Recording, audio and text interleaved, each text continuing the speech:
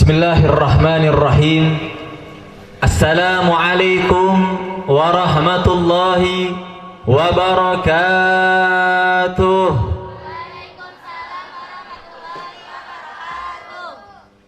Alhamdulillah, alhamdulillahil qawi sultanuh, al-wadihi burhanuh, al-mabsud fil wujud karamuhu wa ihsanuh.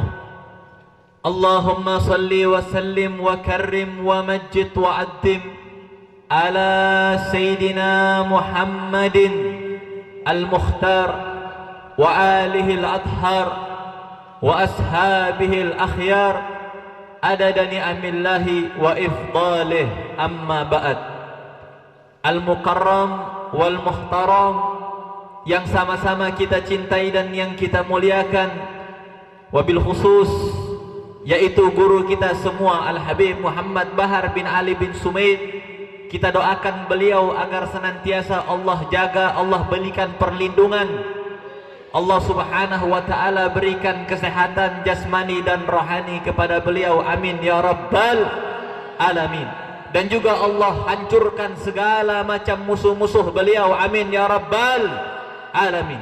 Tidak lupa pula yang saya cintai dan yang saya muliakan, al-muhtaram wal mukarram, pendiri daripada pesantren yang sekarang sedang kita terdirikan daripada Maulid Nabi sallallahu alaihi wasallam, yaitu pesantren Zurriyah Ad-Dahlan, yaitu Kiai Haji Zuhdi. Kita doakan beliau semoga panjang umur. Kita doakan beliau senantiasa Allah berikan kehidupan yang bahagia di dunia dan di akhirat, amin ya rabbal alamin. Dan tidak lupa pula kepada hadirin hadirat yang dicintai oleh Allah subhanahu wa ta'ala, semoga tidaklah kita keluar dari tempat yang mulia ini kecuali Allah subhanahu wa ta'ala ampuni segala dosa-dosa kita yang telah berlalu dan segala dosa-dosa kita yang akan datang, amin ya rabbal alamin. Sedikit nasihat daripada saya untuk seluruh santri dan santriwati, yang dimana intisari daripada disebutkannya seorang santri itu adalah ringkasan daripada beberapa kalimat. Sin itu memiliki arti sabakul khairat. Santri huruf awalnya terdiri dari sin. Sin itu adalah sabakul khairat, yakni berlomba-lomba di dalam kebaikan. Jadi seorang santri tidak akan pernah menjadi seorang santri sebelum dia berlomba-lomba di dalam kebaikan, berlomba-lomba di dalam kebajikan. Senantiasa dia saling bantu-membantu di dalam hal yang baik, senantiasa dia menjauhi daripada hal-hal yang buruk. Wa ta'awanuna 'alal birri wat taqwa wa la ta'awanuna 'alal ismi wal udwan. Dan saling tolong menolonglah kalian terhadap perkara yang baik dan ketakwaan, dan janganlah kalian saling tolong menolong di dalam permusuhan dan perdebatan. Seorang santri menjadi seorang santri harus memenuhi syarat yang pertama. Apa itu? Sabakul khairat, berlomba-lomba di dalam kebaikan. Kemudian santri, huruf yang kedua adalah nun. Apa itu nun? Nun itu adalah naibul ulama, pengganti para ulama. Maka seorang santri yang menjadi seorang santri, dia harus punya cita-cita ke depan, yaitu menjadi pengganti dari seorang ulama. Karena rijalul yaum syubbanul yaum rijalul ghad. Pemuda yang masa sekarang, santri-santri sekarang, mereka ke depan akan menjadi ulama, mereka ke depan akan menjadi seorang pemimpin. Maka oleh karena itu tanamkan di dalam jiwa-jiwa seorang santri agar ke depan akan menjadi seorang daripada ulama. Tapi ulama yang bagaimana dulu? Ulama yang benar. Jangan jadi ulama yang ulama yang buruk, ulama yang dikatakan oleh Nabi sallallahu alaihi wasallam, inni akhafu minad dajjal. Ada seseorang yang lebih aku takuti daripada dajjal, kata Nabi sallallahu alaihi wasallam. Kemudian dikatakan oleh para sahabat, waman huwa ya Rasulullah? Siapa dia ya Rasulullah yang lebih engkau takuti daripada dajjal? Dijawab sama Nabi sallallahu alaihi wasallam, al ulama usu, mereka adalah ulama su, mereka adalah yashtari dunya biddin, mereka adalah orang-orang yang menjual agama untuk mendapatkan kenikmatan dunia. Mereka lebih parah, mereka lebih menyesatkan daripada Dajjal. Kenapa demikian? Dajjal gentle, Dajjal nyesatin umat, kira-kira dia pakai peci apa kagak? Kagak. Dajjal nyesatin umat, kira-kira dia pakai gamis apa kagak? Kagak. Dajjal nyesatin umat bawa-bawa ayat sama hadis apa kagak? Kagak. Sedangkan ulama su nyesatin umat, dia pakai gamis, dia pakai peci, dia pakai pakaian busana muslim, dia bawa ayat, dia bawa Al-Quran untuk tujuan menyesatkan umat. Akhirnya umat jadi dol wal mudil, menjadi sesat, menyesatkan. Maka di dalam hadis Nabi SAW beliau pernah bersabda, ittabi'ul ulama ma lam yukhalitus sultan. Ikutilah mereka para ulama selagi mereka tidak menjadi penjilat pemerintah. Berarti alamat daripada ulama su adalah mereka para ulama yang menjadi penjilat pemerintah. Betul apa betul? Betul apa betul? Berarti kalau ada ulama menjadi penjilat pemerintah, diikutin apa jangan? Diikutin apa jangan? Jangan diikutin. Karena Nabi SAW beliau bersabda, ittabi'ul ulama, ikutin para ulama. Mereka pewaris para nabi, mereka pewaris para rasul. Malam yukhalitu sultan, selagi mereka tidak menjadi penjilatnya pemerintah. Jikalau mereka telah menjadi penjilatnya pemerintah, la tattabi'uhum, haram bagi kita untuk mengikuti mereka, saudara-saudara. Kenapa? La ta'ata lil makhluk fi maksiatil khaliq. Tidak ada ketaatan untuk makhluk manapun, siapapun, mau pemerintah kek, mau gubernur kek, mau ulama kek, mau Jokowi kek, selama yang dia perintahkan, yang dia terapkan adalah keboliman, kemunkaran, kesesatan, maka haram bagi kita sebagai umat Islam untuk mengikuti mereka. Betul apa betul? Itu anjaran dari Nabi SAW.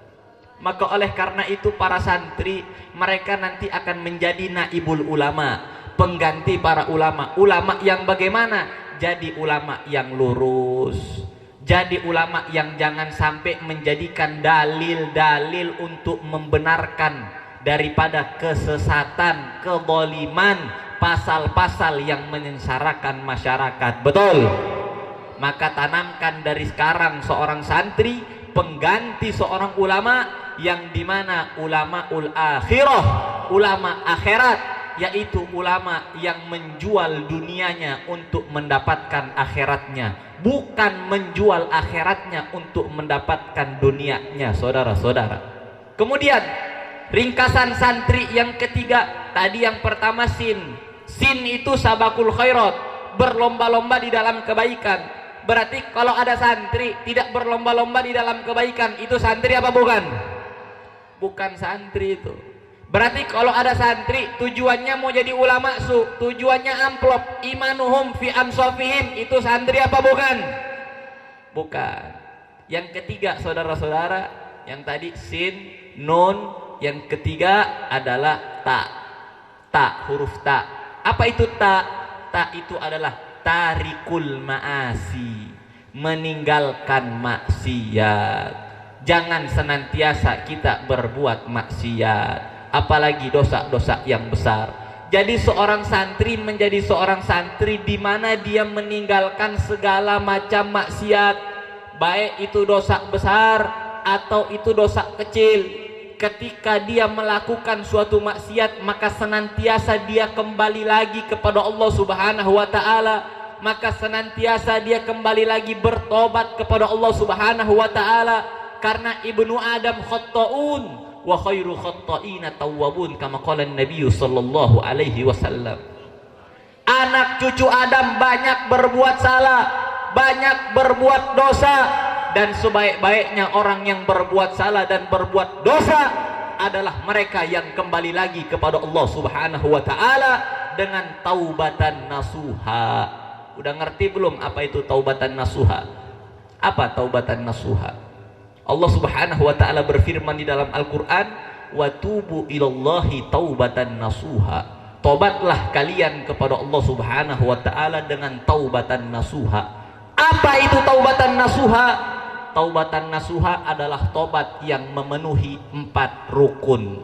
Tobat yang memenuhi 4 syarat. Apa yang pertama? Yang pertama adalah an-nadam.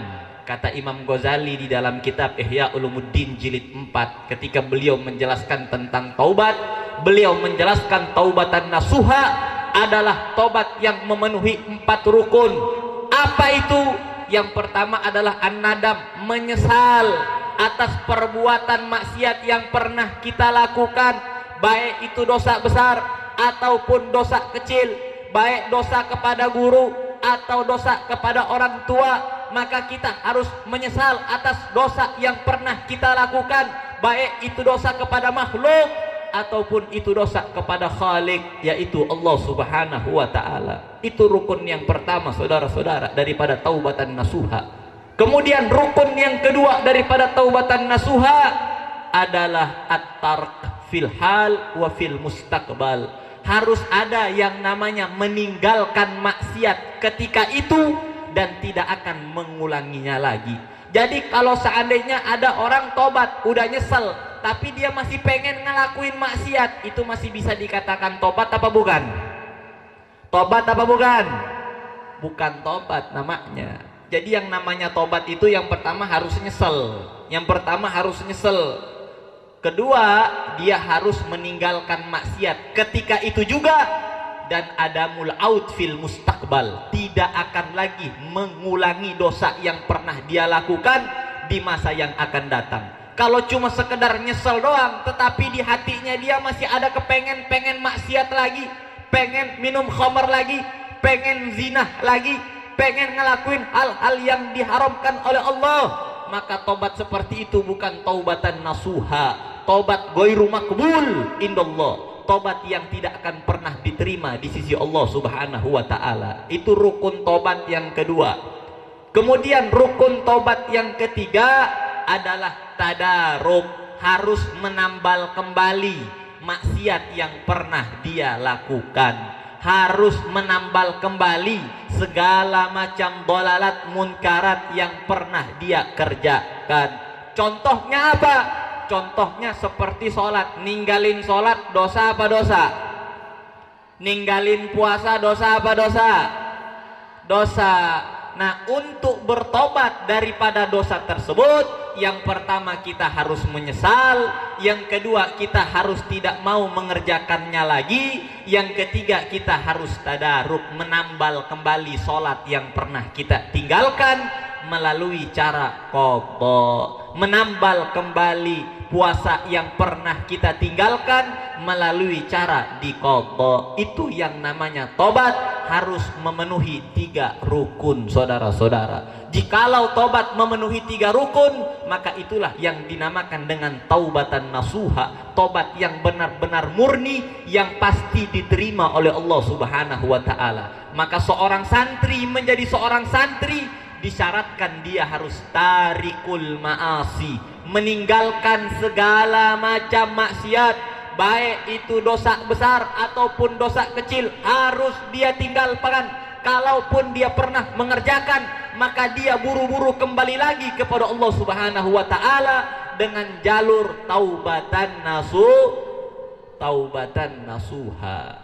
Kemudian tadi sin, yang kedua nun, yang ketiga ta, yang keempat ya.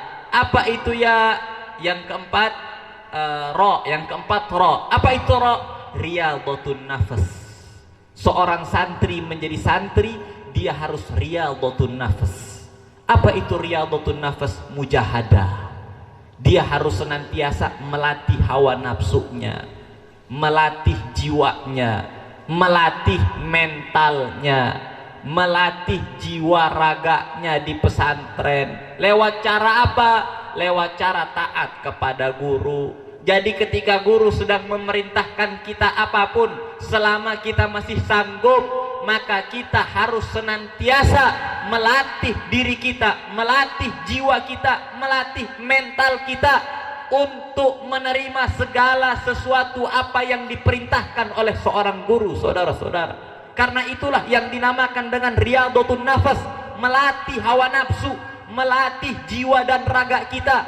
Bahkan Imam Ibn Abbas, beliau pernah berkata, zalaltu taliban fa'azaztu matluba. Ketika aku sedang menuntut ilmu, aku menjadi orang yang hina, aku menjadi orang yang sengsara, aku senantiasa mentaati apa yang diperintahkan oleh guru walaupun itu pahit. Fa'azaztu matluban. Tetapi ketika aku telah dicari, ketika aku telah sukses menjadi seorang ulama, menjadi orang alim, maka aku menjadi orang yang mulia. Alhamdulillah. Maka oleh karena itu seorang santri menjadi santri harus riyadhatun nafas, harus melatih hawa nafsunya, harus melatih jiwa raganya, harus melatih dirinya dari segala macam dolalat, sayyiat, munkarat, fasiqat.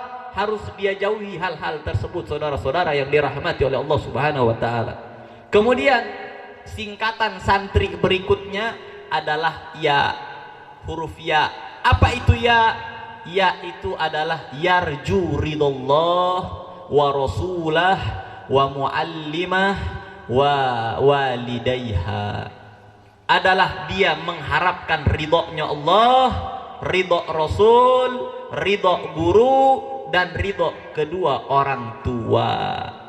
Jadi nggak boleh kita sebagai seorang santri itu tidak mengharapkan ridhonya Allah di dalam kita mempelajari ilmu syariat Islam. Tujuan kita di dalam belajar harus semata-mata karena Allah, harus semata-mata karena Rasulullah, harus semata-mata untuk membahagiakan guru dan membahagiakan kedua orang tuanya kita, menggapai ridho mereka berempat, saudara-saudara. Karena ada satu perkara yang adanya di dunia tetapi lebih utama daripada akhirat. Ada satu perkara yang hanya bisa didapatkan di dunia, tidak bisa didapatkan di akhirat. Apa itu?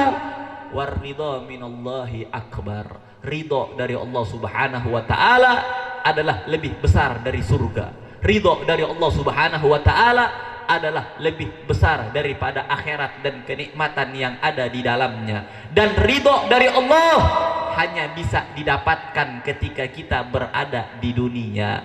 Maka oleh karena itu seorang santri menjadi santri, dia harus tujuan daripada belajar untuk mencapai daripada ridho Allah, ridho Rasul, ridho guru, dan juga ridho daripada kedua orang tua.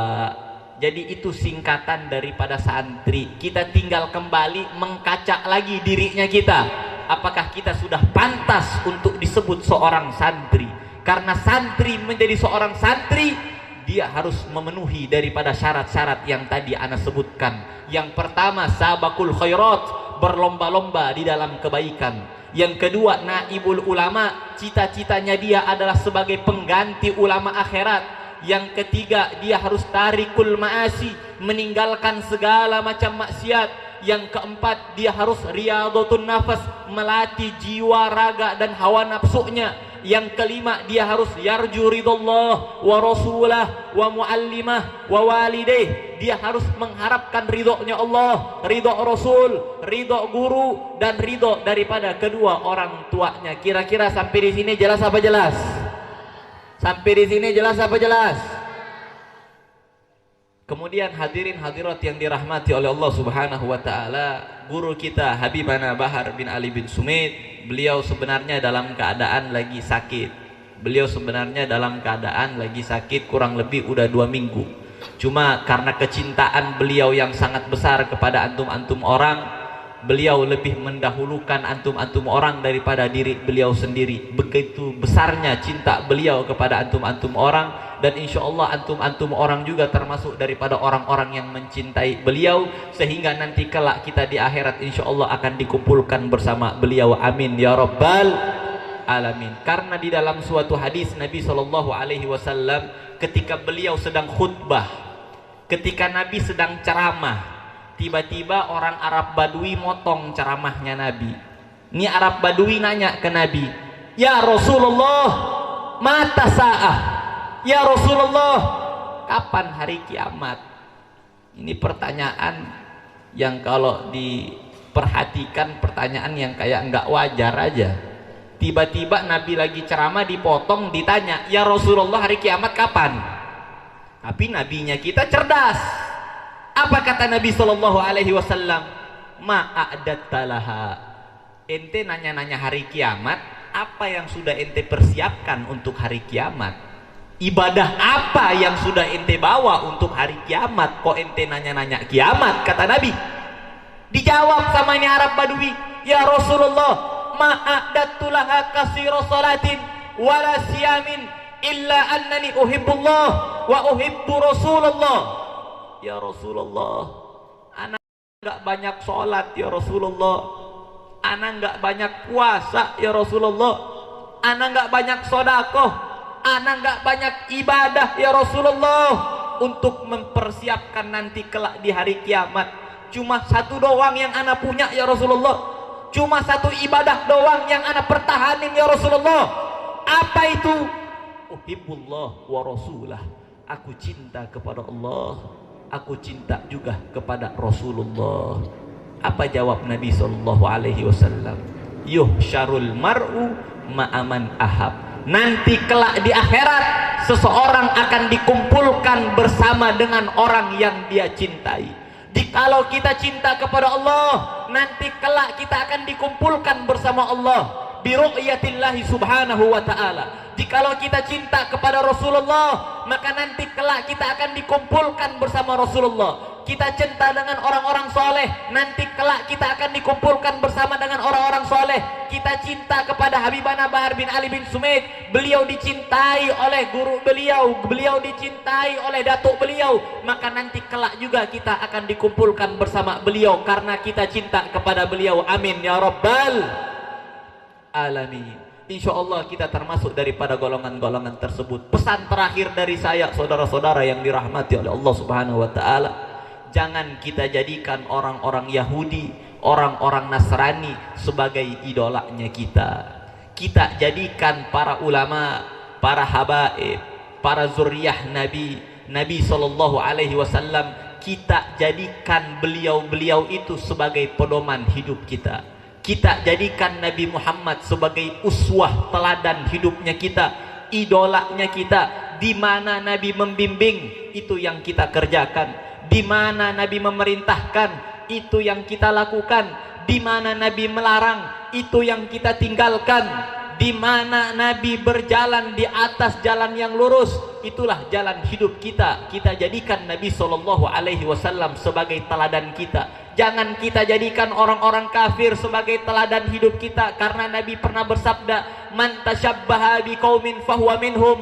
Barang siapa yang menyerupai, meneladani suatu kaum, mengidolakan suatu kaum, maka dia sama dengan kaum itu. Kalau kita mengidolakan orang-orang kafir, orang-orang Nasrani, maka kita nanti di akhirat akan digolongkan bersama orang-orang kafir, orang-orang Nasrani, wal iyazubillah. Jikalau kita menyerupai orang-orang soleh, meneladani mereka, maka nanti kita juga akan dikumpulkan bersama mereka. Semoga kita termasuk daripada golongan-golongan yang dikumpulkan bersama dengan Nabi kita Sayyiduna Muhammad Sallallahu Alaihi Wasallam, dan juga dikumpulkan dengan para sahabat, dikumpulkan dengan para tabi'in, dikumpulkan dengan para khalaf, mutaakhirin, mutaqaddimin, dan juga wabil khusus dengan cintanya kita kepada Habibana Bahar bin Ali bin Sumaid, dan cintanya beliau kepada kalian semua. Semoga kita semua nanti kelak berada di atas daripada bendera baginda Nabi besar Sayyiduna Muhammad Sallallahu Alaihi Wasallam. Ini saja yang bisa saya sampaikan. Kurang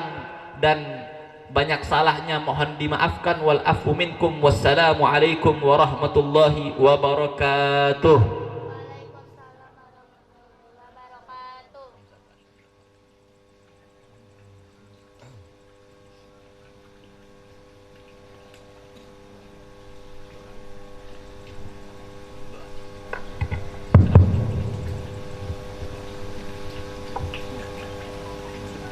Bismillahirrahmanirrahim.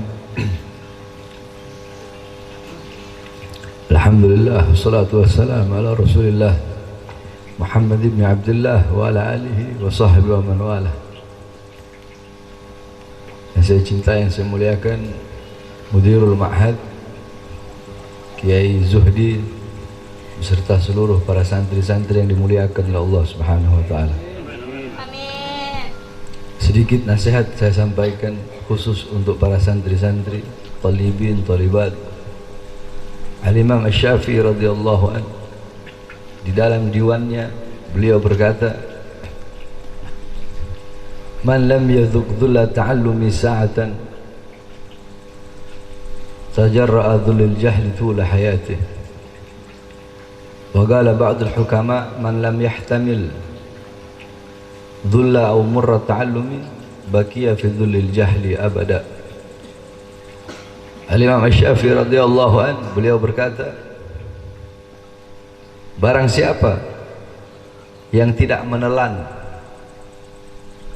hinanya atau pahitnya menuntut ilmu sesaat, maka dia akan merasakan hinanya dan pahitnya kebodohan seumur hidupnya. Sebagian para ulama ahli hikmah berkata, man lam yahtamil, siapa yang tidak kuat, siapa yang tidak tahan dengan susahnya, hinanya, pahitnya belajar, maka yang tersisa dalam hidupnya adalah kebodohan selama-lamanya. Berarti Al-Imam Asy-Syafi'i beserta para ulama mengajarkan bahwasanya menuntut ilmu, menjadi santri itu enggak enak. Namanya menuntut ilmu itu susah, capek, letih, payah. Menjadi seorang santri harus siap susah, siap capek, siap lapar. Sebagaimana para ulama-ulama terdahulu dijelaskan dalam kitab Asy-Syaikh Abdul Qadir Jailani radhiyallahu anhu, ketika beliau sedang menuntut ilmu, beliau dalam keadaan lapar.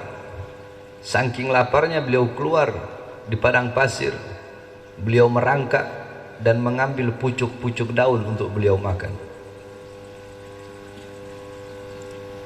Al-Imam Asy-Syafi'i radhiyallahu anhu di masa kecil ketika beliau sedang menuntut ilmu, beliau adalah orang yang susah, orang miskin, gak punya uang untuk beli kertas yang terbuat dari kulit.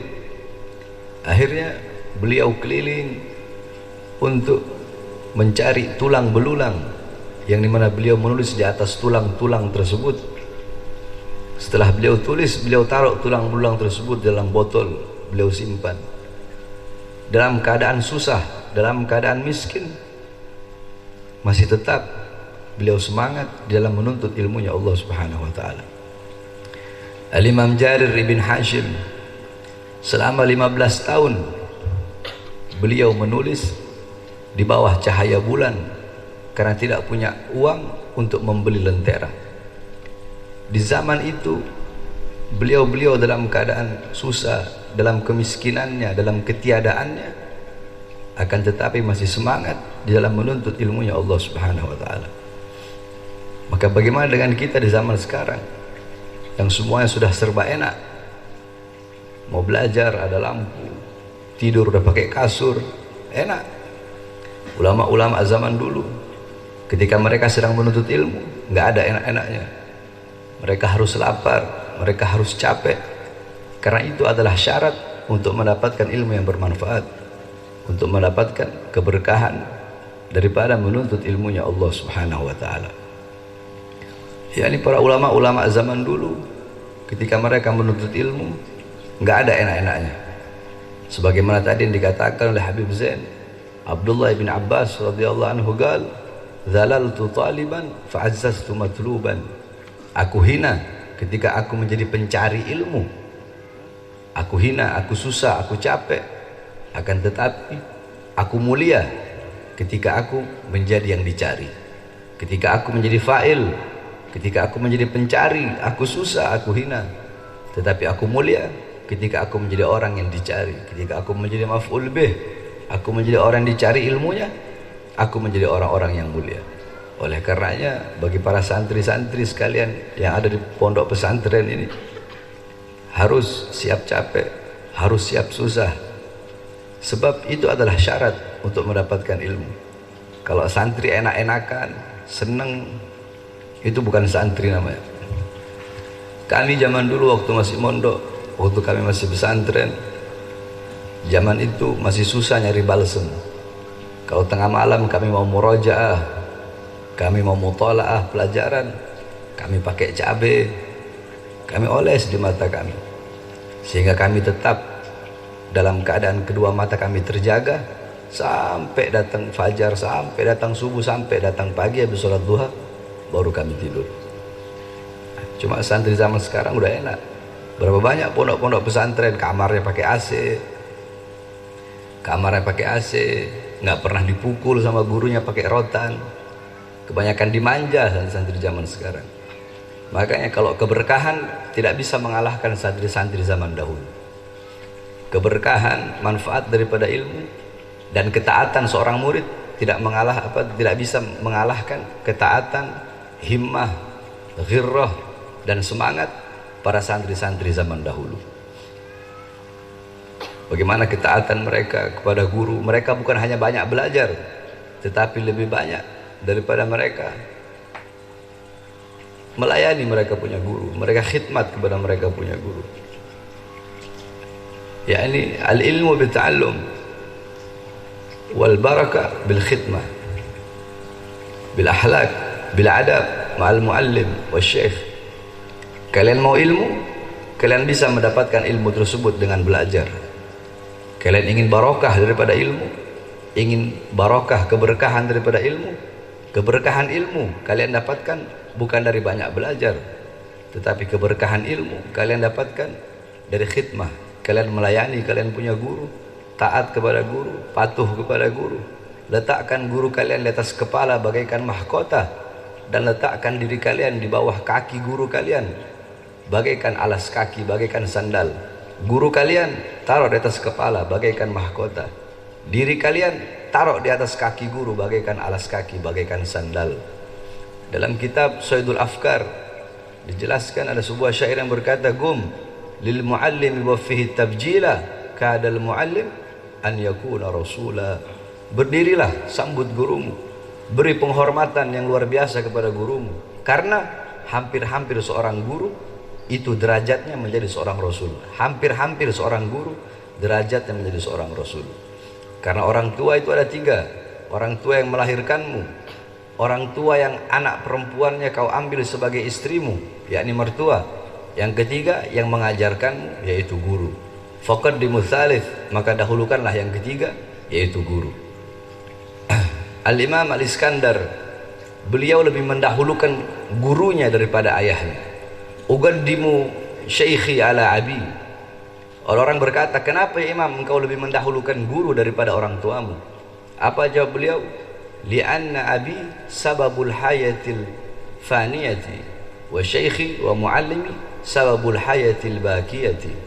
Guruku, ayahku, orang tuaku adalah sebab selamatnya aku di dunia yang akan hancur ini, di dunia yang akan binasa ini.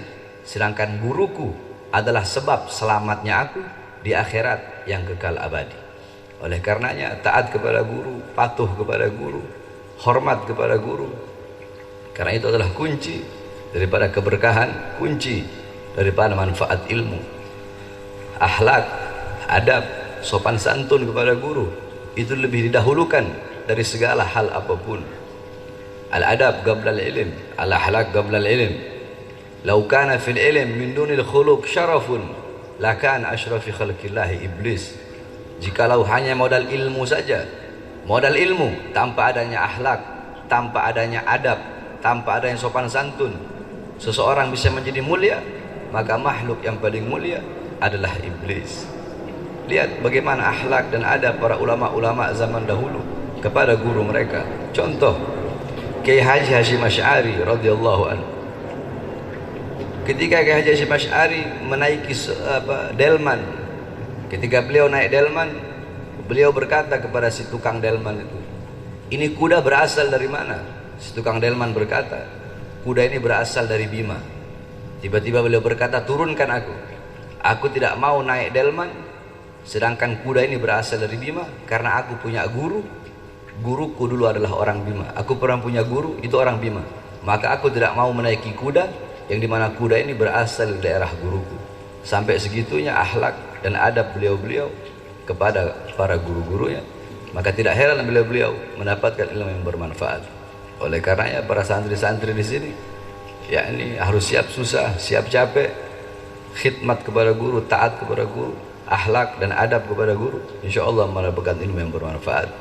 Yang terakhir, dawamkan di dalam setiap sebelum sholat dan ba'da sholat wirid-wirid yang saya sebutkan ini, yakni jadikan silah, jadikan sebagai senjata bagi kalian para santri di dalam menuntut ilmunya Allah Subhanahu wa taala agar mendapatkan ilmu yang manfaat dan barakah. Pertama, ba'da maghrib kalian dawamkan untuk membaca ratib al-haddad. Ba'da isya ratib al-attas. Sebelum subuh doa fajar. Ba'da subuh wirdul latif. Sebelum zuhur futuhatul arsyiyah. Ba'da zuhur wirid sakran, hizib nawawi dan mafatihus sa'adah. Sebelum asar wirdul kabir, wirdul saghir Syekh Abu Bakar bin Salim. Ba'da asar hizib bahar, hizib nasr Al-Imam Syekh bin Hasan Asy-Syadzili. Sebelum maghrib wirdul latif, ba'da maghrib ratibul haddad. Begitu terus setiap hari, setiap habis salat. Malam Selasa baca maulid, malam Rabu baca burdah, malam Kamis baca hadrah basaudan, malam Jumat baca dalailul khairat, malam Jumat, malam Sabtu, malam Minggu, malam Senin, malam Selasa maulid lagi, malam Rabu burdah lagi. Begitu terus setiap hari, insyaallah melakukan ilmu bermanfaat. Dan mudah-mudahan semua santri yang ada di sini keluar dari ini pondok pesantren semuanya mendapat ilmu yang barakah, semuanya menjadi orang-orang yang bisa mengamalkan ilmunya. Santri-santri perempuan yang menjadi ustazah, santri-santri laki-lakinya menjadi seorang ustaz, menjadi seorang khutbah. Amin amin rabbal alamin. Bismillahirrahmanirrahim. Allahumma nas'aluka khairal as'alah wa khairal du'a wa khairal najah wa khairal amal wa khairal hayat wa khairal mamat wa thabbitna wa thakilna wa zana wa hajji iman wa anta maulana fanusura al-qawmil kafirin wal zalimin wal fajirin wal fasikin. Bismillah babuna tabarak hidaluna yasin sakfuna kaf hayain sad kifayatuna hamim ain sin kaf himayatuna fasakfikahum Allah samiul alim wa sallallahu alaihi wasallam Muhammadin wa alihi wa sahbihi wa barik wasallam. Alhamdulillah rabbil alamin. Surah Al-Fatihah.